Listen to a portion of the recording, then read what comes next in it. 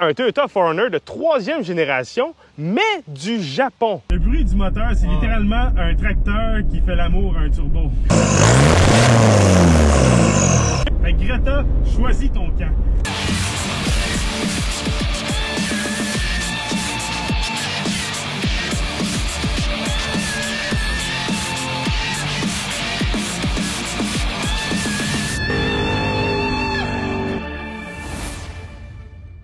Salut, Charlie Pop pour CarPop et aujourd'hui, le Toyota Hilux Surf. Donc, c'est quoi le Toyota Hilux Surf? Ben, en fait, c'est un Zhongzheng Admiral. C'est aussi un Toyota 4Runner de 3e génération, mais du Japon. Donc, il va avoir des petites différences avec celui de l'Amérique du Nord. Donc, le Hilux Surf / 4Runner est arrivé en 1983 sur le marché japonais / nord-américain. Et la deuxième est arrivée en 89 au Japon et en 90 aux États-Unis. En 96, la 3e génération arrive aux États-Unis et au Japon en même temps. Et on a plusieurs différences. Premièrement, le véhicule est plus gros. Le véhicule a été élargi, allongé et on a plus de commodités de luxe que les générations précédentes. En 2009, Toyota arrête la production du Hilux Surf et le remplace par le Toyota Land Cruiser Prado au Japon. Aujourd'hui, ce que je vous propose, c'est qu'on va faire un tour complet du Hilux Surf. On va vous présenter l'extérieur, l'intérieur, la mécanique. On va faire des comparatifs avec le 4Runner et après ça, on va aller faire un tour et à la fin, je vais vous donner mon verdict. Le look du Hilux Surf est vraiment distingué et avec les quelques petites différences esthétiques qu'il a, on peut vraiment le distinguer du 4Runner nord-américain. D'ailleurs, je le trouve plus beau que le 4Runner nord-américain. À l'avant, la première chose qu'on le remarque, c'est que le véhicule est bleu avec les contours d'ailes gris. Ce bleu-là, je n'ai vu un ou deux seulement dans ma jeunesse pour ce 4Runner-là, mais ils avaient tous des contours d'ailes beige. Au Japon, on pouvait l'avoir avec des contours d'ailes gris et ça le rend vraiment plus beau à mon avis. On a un pare-buffle qui est d'origine. C'est le pare-buffle d'origine de Toyota.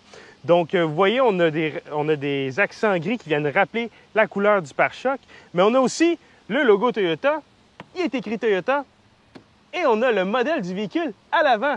On ne voit pas ça tous les jours, mettons. Les phares qui ont été rajoutés par le propriétaire, ça lui a donné un petit look hors route, c'est vraiment joli. Et on remarque que le pare-choc avant est gris, contrairement au modèle nord-américain, qui en général était soit beige ou chromé. Et le pare-choc est vraiment plus beau, c'est pas le même design non plus, il ressort moins. Une autre différence avec le modèle du Japon, les phares avant, les lumières pour les clignotants sont de couleur transparente, tandis que le modèle nord-américain sont orange. Maintenant, vous avez sûrement remarqué ce petit miroir. À quoi il sert? Bien, au Japon, comme on sait, les villes sont remplies de gens et les espaces sont très restreints. C'est un miroir pour s'aider à se stationner. Comme on sait, le véhicule est conduit à droite. Et donc, on utilise le miroir ici pour venir coller le trottoir, ce qui est vraiment pratique. Et on a un autre miroir ici qui a littéralement dans son angle de vision le devant du véhicule et on peut vraiment les coller le devant du véhicule. C'est vraiment cool comme accessoire et je comprends pas pourquoi on n'a pas ça en Amérique du Nord. En fait, je sais pourquoi on n'a pas ça en Amérique du Nord, c'est pour la sécurité des piétons. Sur le côté, on reconnaît la ligne du 4Runner, donc c'est très carré, très simpliste. Et on a les fameuses arches de roue du 4Runner qui, ici, sont de couleur grise. C'est vraiment magnifique. D'ailleurs, c'est pas tous les 4Runner qui avaient des arches de roue. On peut remarquer aussi que la fenestration est très grande. Et on a ici le déflecteur de pluie d'origine. Tous les modèles Hilux Surf, tout équipés comme ici, l'avaient d'origine. Et c'est vraiment un super morceau de très belle qualité. Écoutez ça. C'est vraiment bien conçu et il est très grand, donc on peut vraiment baisser notre fenêtre sans que la pluie rentre, sans problème. On a aussi le marchepied d'origine qui vient rappeler la fameuse ligne grise en même temps et qui est vraiment joli, très bien intégré. Vraiment, on a quelques petites différences par rapport au 4Runner qui viennent vraiment donner un look plus aventurier et plus joli au Hilux Surf. Parlons pneus et roues. Malheureusement, ce véhicule-là n'a pas les pneus et roues d'origine. D'origine, on a du 265-70 R16. C'est un pneu qui coûte environ 200 $ du pneu. Vous pouvez avoir du all-terrain, donc avoir un pneu qui peut faire les 4 saisons, certifié hiver. Une caractéristique de ces roues-là, c'est le bolt pattern. On a du 6 par 139,7 et le centerbore est de 106 mm, ce qui en fait une grandeur assez exclusive. Il n'y a aucune autre marque que ce format-là de roue. À l'arrière du Hilux Surf, on a tout d'abord un aileron assez bizarre qui est écrit Power Rear Under Mirror. On va y revenir dans quelques instants. Et on a aussi le logo Surf pour nous rappeler que c'est un Hilux Surf. On a une très grande fenêtre arrière et on a un pneu de secours qui est à l'arrière du véhicule, ce qu'on n'avait pas sur le 4Runner. Le pneu de secours était en dessous ou dans la valise. En fait, il était en dessous, puis tout le monde finissait par le mettre dans la valise. Mais en tout cas, au Japon, on pouvait avoir un système pour amener le pneu ailleurs qu'en dessous du véhicule, et c'est vraiment cool. On a la face de Darth Vader pour remplacer la plaque, parce que le propriétaire haït ça, qu'on voit sa plaque, il est mieux qu'on ait une face de Darth Vader. Et au lieu d'être écrit 4Runner, il est écrit Hilux Surf ici. On a un pare-choc qui est très peu ressorti. C'était la même chose dans les 4Runner. On a un très petit pare-choc et on a un attelage remorque qui vient du Japon. Donc, il y a plein d'écritures qu'on ne comprend pas. Je ne commencerai pas à faire la traduction parce que je connais le japonais, là. Pour déployer le pneu, il faut tout simplement tirer ici. Puis il faut que je sois de l'autre bord. Voilà. Une fois le pneu déployé, on a des écritures en japonais encore, je ne vous les lirai pas encore une fois. On a ici une petite pine qu'on peut sortir et venir barrer le pneu pour éviter qu'il revienne lorsqu'on travaille en arrière du véhicule ou peu importe. Ça sert à rien. En gros, ça sert strictement à rien. Et donc, cette pine-là n'empêche pas le pneu d'aller dans l'autre direction, ce qui fait qu'on ne peut pas rouler avec la valise ouverte si on a des longs objets. Il faut absolument débarquer le pneu, ce qui est un peu étrange et un petit peu impratique, mais l'intention était là. Une autre différence avec le 4Runner, c'est que la partie ici a été renforcée par Toyota pour pouvoir justement avoir le pneu. Donc, toute la structure ici est plus solide que sur un 4Runner normal. Maintenant, parlons de ce Power Rear Under Mirror. C'est malade. Ceci est un miroir. Et ce miroir est utilisé pour lorsqu'on vient se stationner en parallèle pour coller le véhicule à l'arrière. Dans le fond, ce qui nous permet de voir, c'est tout le bas du pare-choc et où est-ce que le véhicule finit. C'est vraiment fou. Une des caractéristiques de tout 4Runner, la fenêtre arrière se baisse. Et c'est vraiment génial. Pas besoin d'ouvrir la valise. On a juste à baisser la fenêtre. On met notre épicerie là-dedans. On remonte ça. On repart. Pour la remonter, on tourne la clé de l'autre côté. Sinon, on a un bouton dans l'habitacle pour actionner la fenêtre. Donc, on peut l'actionner en roulant. Mais c'est pas une bonne idée avec celui-ci parce qu'il est diesel. Parlons espace cargo. La porte de valise est très lourde et elle s'ouvre manuellement et non automatiquement comme la plupart des nouveaux véhicules. Puis ça fait du bien. On a 1276 litres d'espace cargo et comme vous pouvez voir, c'est très, très grand. Je pense que je pourrais rentrer ma paire de skis en diagonale. On a un espace de rangement ici où on peut ranger toutes sortes de choses, cacher de la drogue, des choses comme ça. C'est super pratique. Et on a une prise de courant 110 et cigarette. En fait, c'est 100 volts, pas 110. 100. C'est pas d'ici, ça. Une fois les bancs baissés, on a 2256 litres d'espace cargo. C'est comparable au nouveau 4Runner, mais c'est plus petit que le nouveau 4Runner. C'est très impressionnant. On a vraiment beaucoup d'espace. Bref, ça paraît que c'est basé sur un pick-up. Par contre, malheureusement, il n'y a aucune façon de baisser le banc à partir de la valise. Il faut absolument aller en avant, mais c'est normal pour l'époque.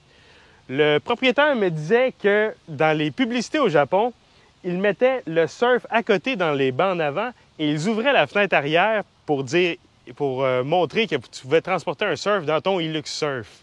La présentation intérieure est d'une autre époque, soyons francs, mais c'est quand même réussi pour l'époque. La qualité des matériaux sont très durables, mais pas nécessairement les plus agréables au toucher. Et la qualité d'assemblage est correcte sans plus. Disons que nos standards ont évolué avec le temps. Et d'ailleurs, comme vous remarquez, le volant est à droite. Avant de vous parler des sièges arrière en position assise et des options, je voulais prendre un moment pour admirer la beauté de ce tissu des années 90 qui est bleu rayé. C'est magnifique, c'est un genre de laine, c'est vraiment cool. Et regardez-moi les tapis d'origine du véhicule. Ils sont fous. L'intérieur des portes est excessivement mince, comme vous pouvez voir, et on a un petit appliqué de bois autour du bouton pour la fenêtre. Et on a encore ce magnifique tissu. Ah, qu'il est beau! On a au centre un cup holder. Il est écrit dessus, cup holder. Tu tires là-dessus et tu es reçu par le cup holder le plus cheap au monde. J'ai peur de le briser. C'est en petit plastique, pas très solide. Je vais ranger ça, j'y touche plus. Ça fait peur. En dessous, on a un bouton high-low. C'est parce qu'on a du chauffage au pied. En effet, on a du chauffage qui sort d'en dessous du banc.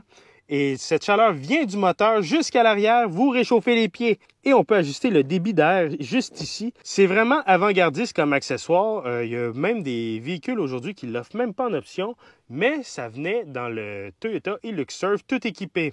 Côté position assise, j'ai énormément de dégagement pour les jambes et à la tête aussi, je veux dire, on manque pas d'espace dans ce véhicule-là et ça fait vraiment différent des nouveaux véhicules où on se sent toujours coincé à cause des nouvelles normes de sécurité.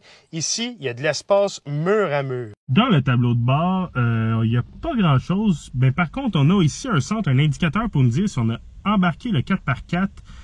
Sinon, il n'y a pas grand-chose. Le volant ressemble vraiment à celui d'une Toyota Camry de l'époque. Et les fameux indicateurs de chaque côté sont les mêmes qu'une Toyota Camry. Sur le côté ici, on a un bouton pour baisser la fenêtre arrière et on a un bouton pour monter l'idle. Ça vient avec le pack hiver. Quand il fait froid, pour qu'on réchauffe le moteur plus vite, on appuie là-dessus et le moteur tourne plus vite.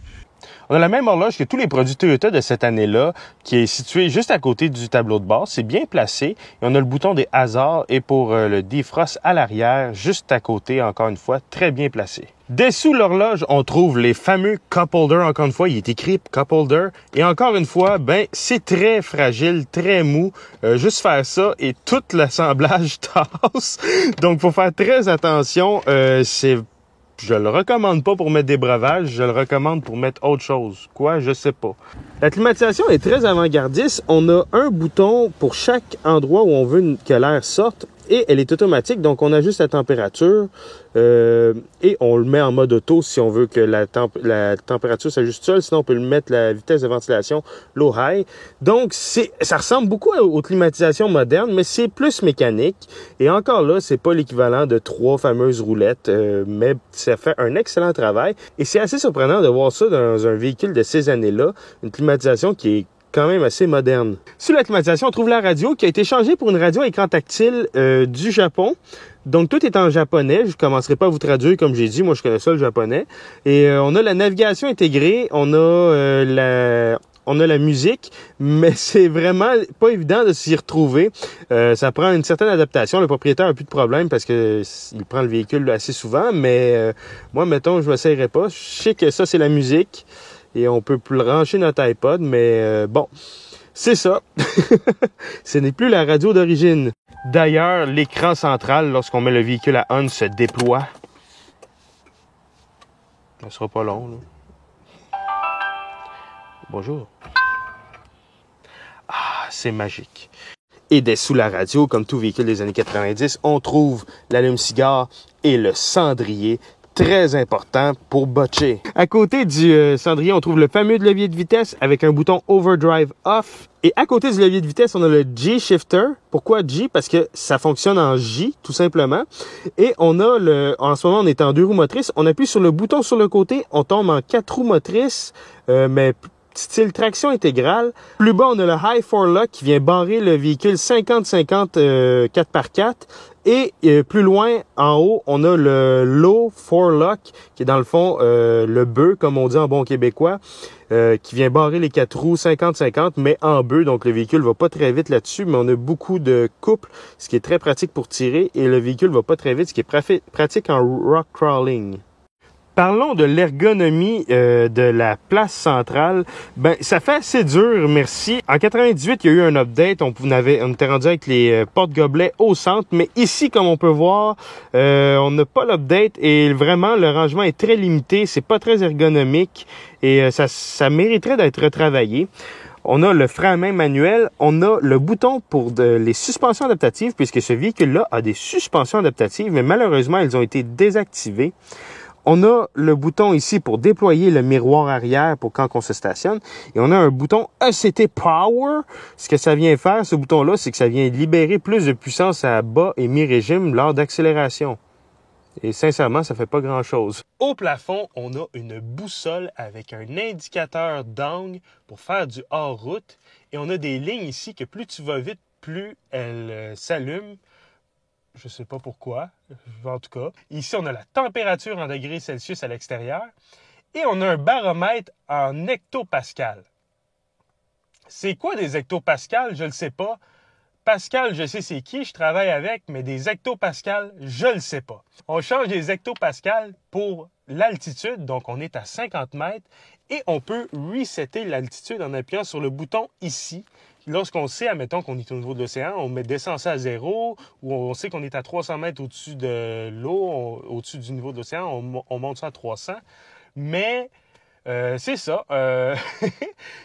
Je comprends plus ou moins à quoi ça sert. Et on a un autre bouton ici pour recalibrer la boussole. Encore une fois, je ne sais pas pourquoi, mais en tout cas, toutes sortes de petits gadgets des années 90 comme on les aime. En Amérique du Nord, le 4Runner venait avec deux mécaniques. Le premier, c'est un 4 cylindres 2.7 de 150 chevaux, 177 livres pieds de coupe. J'ai pas besoin de vous dire que c'était pas la vache la plus rapide sur le marché. Le deuxième était un V6 3.4 litres de 183 chevaux, 220 livres pieds de coupe. C'est un peu plus vite. Mais ici, on a la version du Japon et on a un moteur différent. On a un moteur turbo diesel. C'est un 4 cylindres 3 litres de 130 chevaux, 200 livres pieds de coupe. On avait le choix entre deux transitions, manuel à 5 rapports ou automatique à 4 rapports. Ce qui est intéressant avec la mécanique qu'on a ici, c'est que on sait que Toyota est reconnu pour sa fiabilité, mais là, on a un diesel Toyota. C'est encore plus fiable. On peut échapper une mine en dessous du véhicule, puis le véhicule va avancer encore. Et c'est très économique. Le propriétaire me parle d'environ 8 litres au 100 km. Pour un véhicule de ce format-là, c'est excellent. Une petite modification qu'on a, on a un filtre à air K&N. Ça vient nous permettre de mieux entendre le son du turbo. Et c'est vraiment grave. D'ailleurs, voici son son.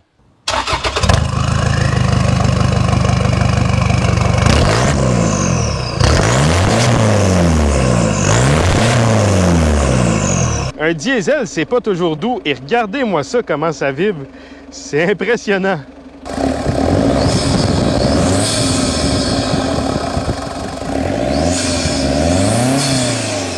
Bon, comme vous avez vu, ça boucane pas mal noir. C'est normal, ces véhicules-là, d'origine, n'avaient pas de filtre catalytique, aucun système anti-pollution, ce qui vient augmenter la fiabilité au détriment des normes environnementales. On pleure les pissenlits à l'arrière, ils sont rendus noirs. Ce véhicule-ci est équipé du Winter Package. Donc, c'est un pack pour venir nous aider en hiver. On a deux batteries, deux énormes batteries d'ailleurs. C'est surprenant la grosseur qu'on a. Et on a un système de réchauffement de la ligne à essence installé d'origine par Toyota. Donc, vraiment des options qui rendent le véhicule Québec-proof. Et d'ailleurs, le propriétaire me disait, en hiver, démarrer ce véhicule-là à moins 35, on fait un cycle de glow plug et ensuite, le véhicule démarre au demi-tour. D'habitude, c'est au quart de tour, mais là, c'est au demi-tour. On a une suspension indépendante à l'avant, un essieu rigide en arrière, et on a des freins à disque à l'avant et des drums à l'arrière, comme un Tacoma 9. Conduire le Hilux Surf. Tout d'abord, c'est ma première expérience JDM. Les clignotants sont du mauvais bord. Et la conduite est du mauvais bord aussi. J'arrête pas de me mettre sur la ligne jaune. C'est une habitude à prendre, mais on s'habitue quand même assez vite.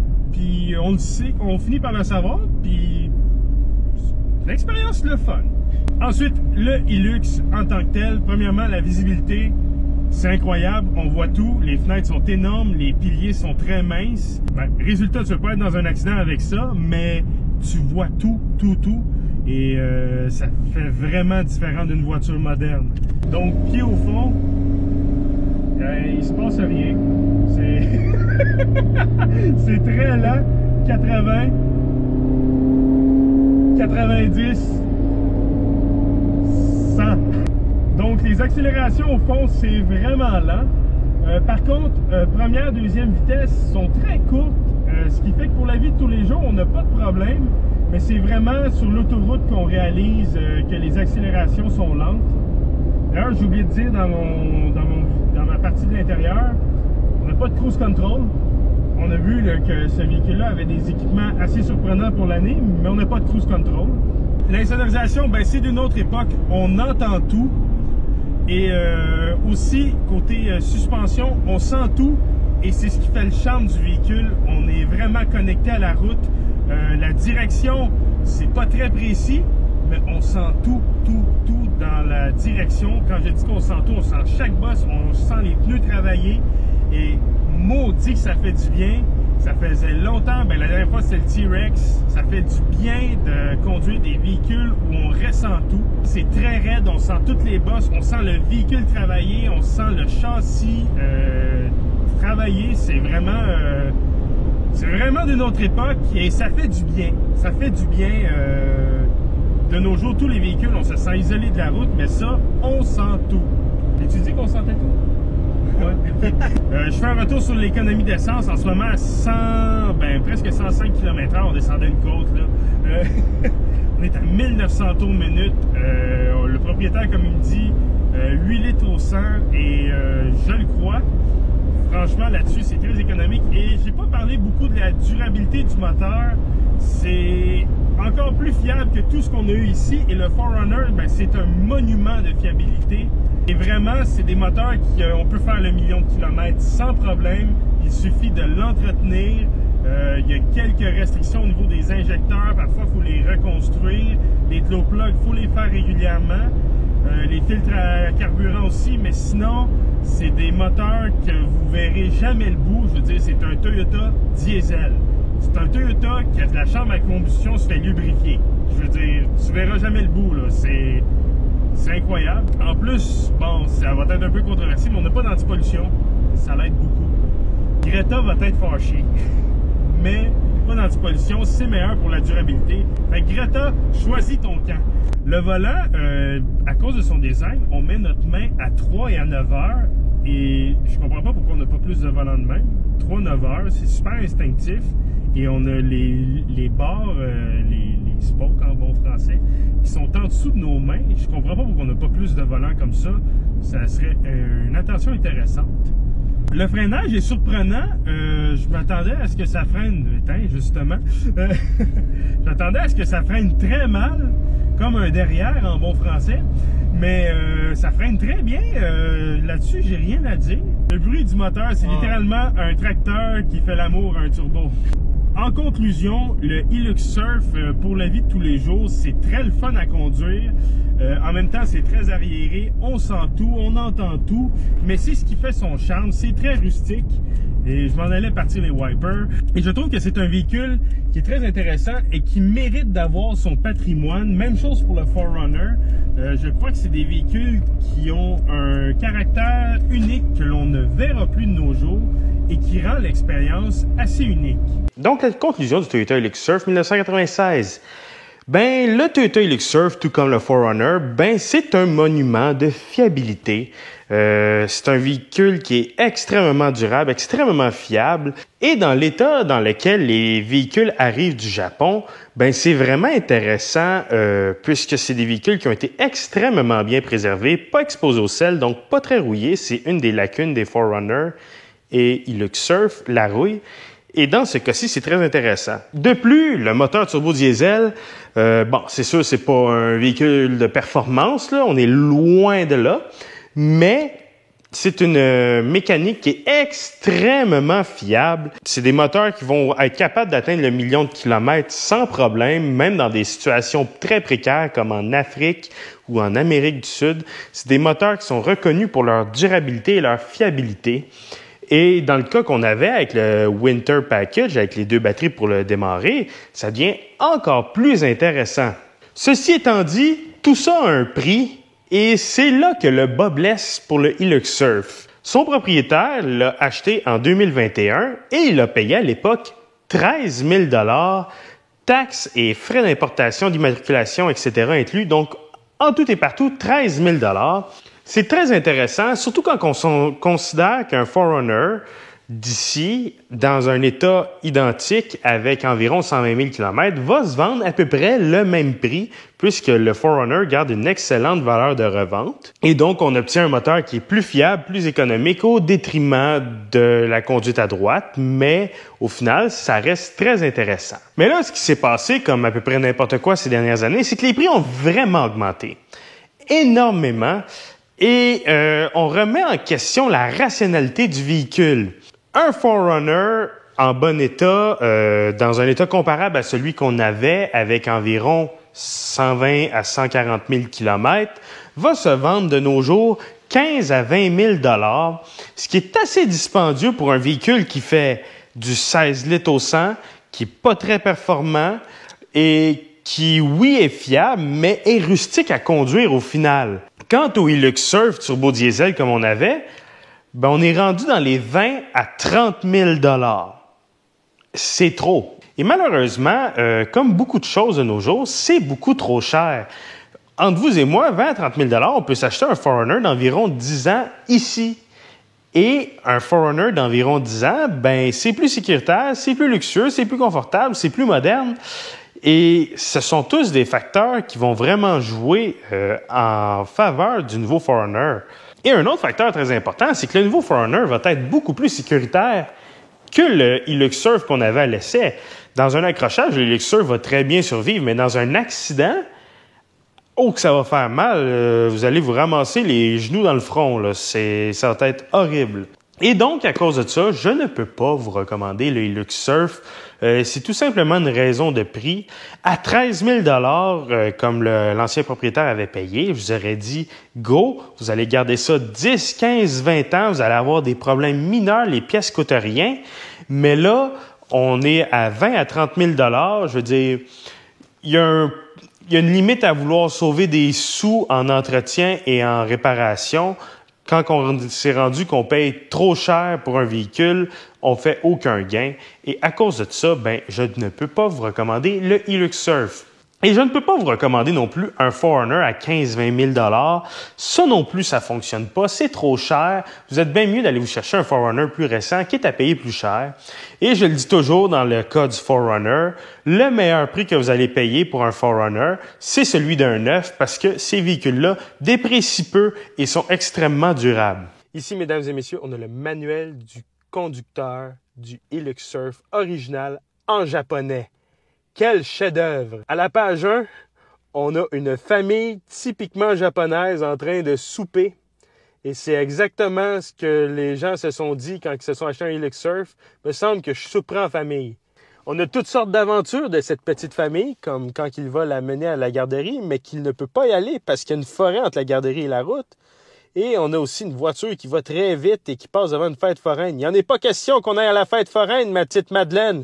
Il est important de jamais se squeezer la main dans la porte. Madeleine, il est interdit de te mettre la face à travers le toit ouvrant. Jerry a le droit de botcher dans son cendrier, mais il n'a pas le droit de parler au téléphone en conduisant. C'était très avant-gardiste, ce livre-là. Jerry n'a pas le droit de regarder des fuites de liquide sortir de son moteur.